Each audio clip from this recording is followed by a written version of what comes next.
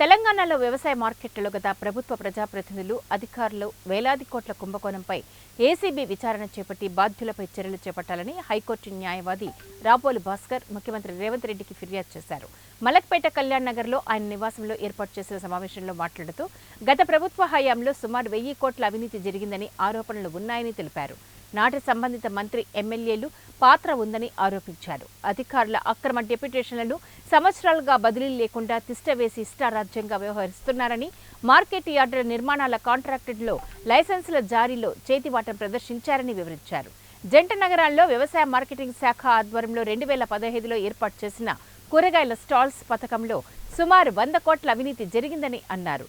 రైతులను అన్యాయం చేసిన అధికారులు, గత ప్రభుత్వం ప్రజాప్రతినిధుల వ్యవహారాలపై చర్యలు తీసుకోవాలని వారు కోరుతున్నారు. అగ్రికల్చర్ మార్కెట్ యార్డ్ మొత్తం, అగ్రికల్చర్ అండ్ మార్కెటింగ్ సంబంధించినటువంటి డిపార్ట్మెంట్ మొత్తం అక్రమాలకు పుట్ట అయింది. కొన్ని వేల కోట్ల రూపాయలు దుర్వినియోగం జరిగినాయి.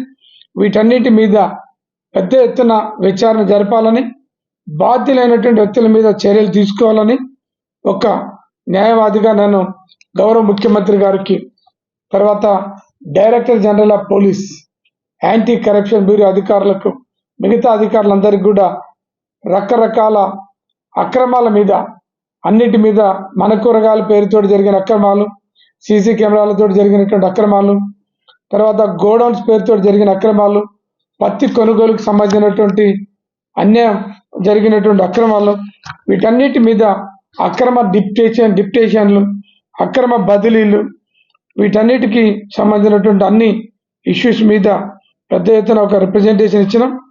గౌరవ ముఖ్యమంత్రి గారికి